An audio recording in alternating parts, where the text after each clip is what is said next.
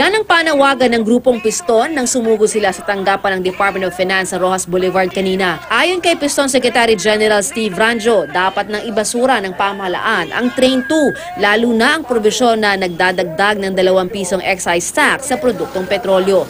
Dobleng pahirap daw ito para sa kanilang mga tsoper. Maliit na nga raw ang take home nila, liliit pa lalo kasunod ng price hike kahapon na sinabayan ng dagdag pang excise tax sa ilang gasolinahan. 4 pesos at 54 centavos ang dagdag sa kada litro ng diesel at 3 pesos at 64 centavos naman ang dagdag sa kada litro ng gasolina. Ang dagdag dahil sa pagmahal ng krudo sa world market, 2 pesos and 30 centavos sa diesel habang 1 peso and 40 centavos naman sa gasolina. 2 piso naman ang galing sa excise tax. Ang pangalawang tranche nito alinsunod sa train law.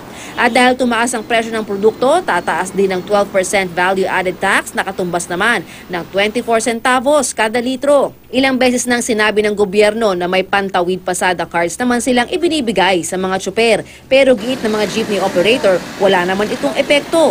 Sa mga operator daw nakapangalan ang mga card at minsan ay hindi pa umano pinapagamit sa mga tsoper.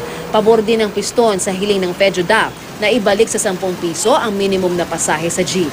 Giit ng grupo, mahalagang pagtuunan ng pansin ng gobyerno ang paghahanap ng solusyon para maibsan ang patuloy na pagtaas na presyo ng krudo.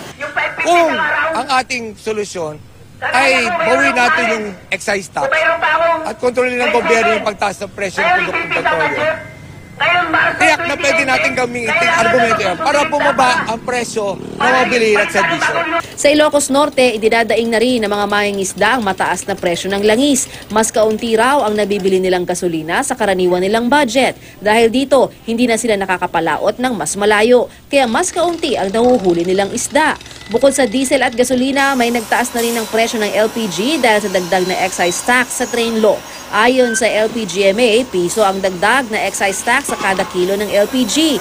Kaya naman daw patunayan ng LPGMA sa Energy Department na new stocks na ang ginagamit nila. Ilang beses nang sinabi ng Department of Finance na maliit na bahagi lang ng pagtaas ng presyo ng langis ang dahil sa train law.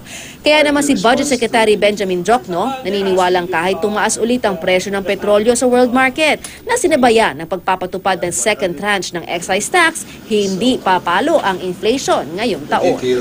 Sir, you don't fear, sir? No fear. No fear. Natataas lalo yung inflation, yung prices of goods. That has already been anticipated by BSP. Lala Roque, GMA News.